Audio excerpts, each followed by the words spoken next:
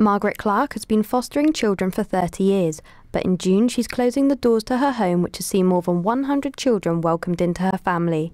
She feels the fostering system has become too difficult. If you don't do these standards, then they will deregister you.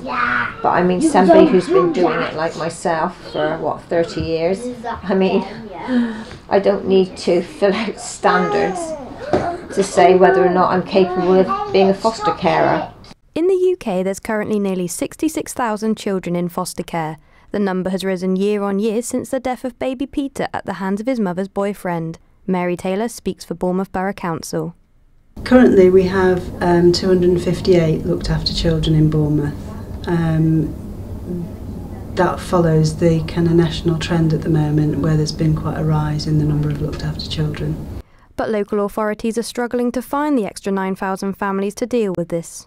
The research shows that people have to see an advert for fostering something like 6 or 7 times before they actually do anything about it. To set a benchmark for all foster carers, the Children's Workforce Development Council introduced a 47-section workbook in 2009 for all foster carers, new and old, to complete. What gets me is proving it all. You've got to prove this, you've got to prove that, and I mean, to become a parent, you don't have to prove this, you don't have to prove that.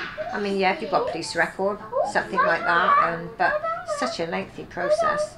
And I said, people it's just too long. It's too long a process. Fostering and adoption, just too long a process. I've had enough, really.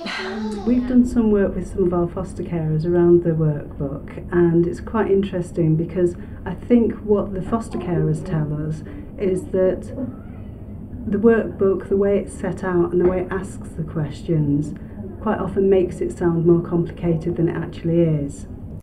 The complex application process involves many safety checks, documents and selection panels, and may be what's putting potential carers off from applying. The question is, could the government do more? I think the big role for government is to make it easier for people to become foster parents. We obviously do have legislation. Sadly, there's a huge interpretation on that legislation, and far too many families who do apply actually are turned down for ridiculous reasons.